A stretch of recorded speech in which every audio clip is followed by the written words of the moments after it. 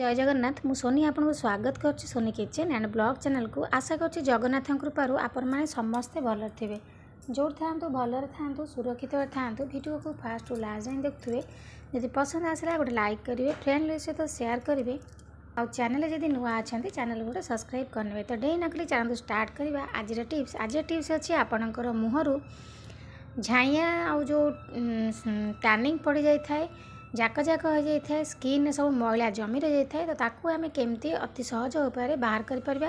आ skin को पूरा instant glowing करवा फेयर नवली नाटा हाउस तार फेयर नवली माने आमर से फेयर पूरा आनिबो आ स्किन को पूरा ग्लो करबो देखो लिखाई ग्लो एंड लवली तो ये आपणकर फेस को पूरा एते सुंदर माने व्हाइटनिंग करिवो ग्लोइंग करिवो आ सब प्रकार दाग दूर करिवो आपनको पार्लर जावाक पड़िबनी कि पैसा खर्च करा पड़िबनी तो से देखो ये मुझे नहीं जाऊँगी फेयर एंड लवली आपणकर फेस को जी दरकार अच्छी आपड़ से ही फेयर एंड लवली नहीं जातु तो देखो ये मुझे नहीं गली फेयर एंड लवली तो फेयर एंड लवली नहीं सारा पर भल भाव में हाथ में पोछि नौ कहीं खसुनी चामच रु तो जी आप फेयर एंड लवली नेले ये से आम मिसई नवा कंचा क्षीर क्षीर आप कंचा क्षीर ने सीझा क्षीर नेबेनी कहीं कंचा क्षीर जो गुण जाक अच्छी सीझा क्षीर में तार सब गुण गुड़ा नष्ट हो जाए तो स्किन को पूरा ग्लोइंग कर सब प्रकार मैला को बाहर करने साहाय्य करता है ये कंचा क्षीर तो देखो ये फेयर एंड लवली आ कंचा क्षीर को मुझे भल भाव में मिसई नौ दुईक जिनस को आप भल से मिसई नियंतु ये गोटे बहुत सुंदर रेमेडी पूरा माने आपन को इंस्टेंट ग्लोइंग करिवो आ झाइया पिगमेंटेशन जो हुए ता सहित आपन स्किन जाक पड़ जावा तो सब प्रकार प्रोब्लेम को ये दूर कर तो देखो ये कंचा क्षीर आ फेयर एंड लवली को मुझे भल भाव में मिसई नहीं मिसई सारापर देखो ये मुझे नहीं लेंबू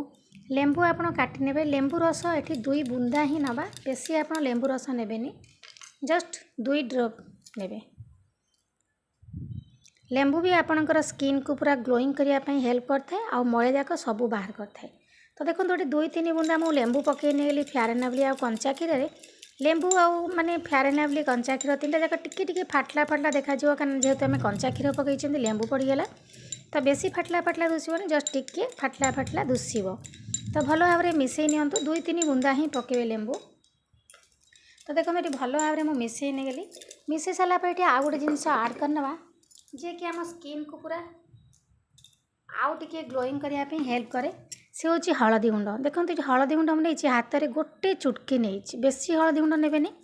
बेसी हलदी गुंड नेले आपन स्किन आहरी हलदिया हलदिया बेसी हो तो ये फेयर एंड लवली आम मिसई कंचा क्षीर मिसई तो लेंबू टिके मिसाई तो ये हलदी गुंड पकईकि भल भाव में आपको गोल नौ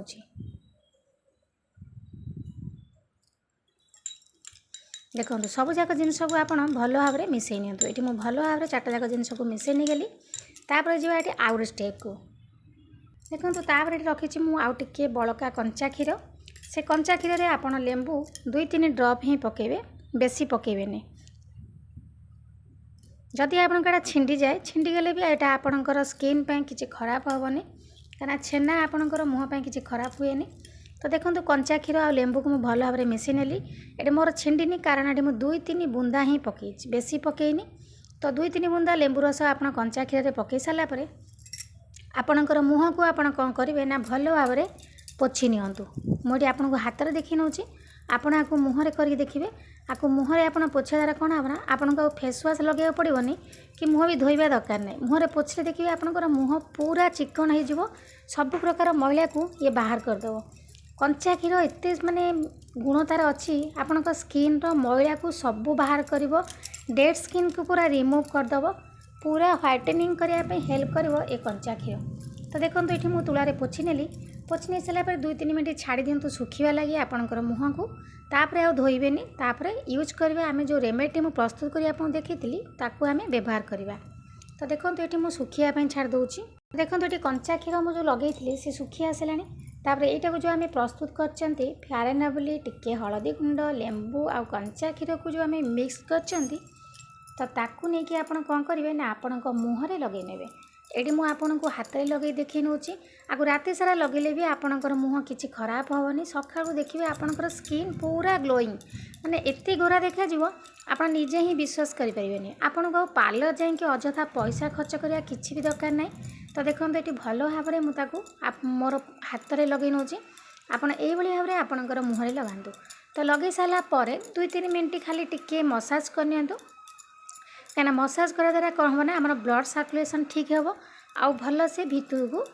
भिजिब। तो देखो ये मुझे मसाज कर नौची मसाज कर सारापर आपको आम छाड़ीदे 15-20 मिनट रेस्ट करके रेस्ट देदेबा। तापर देखिए आम ताको धोई ना ना आप ओदा कपड़ा साहाଯ୍य भी पोछि पारे। तो देखो ये मुझे लगे सारी लगे सारापर ये मुझे छाड़ी दूसरी 15-20 मिनट। तापर ये आपको मो हाथ धोई देखे नेबी आपन को राति सारा रखिले भी बहुत बढ़िया काम करिवो। आ सप्ताह को 2 थर कि 3 थर यूज करते देखिए आपणकर मुँह को आप निजे ही चिन्ह पारे एत ग्लोइंग करिवो।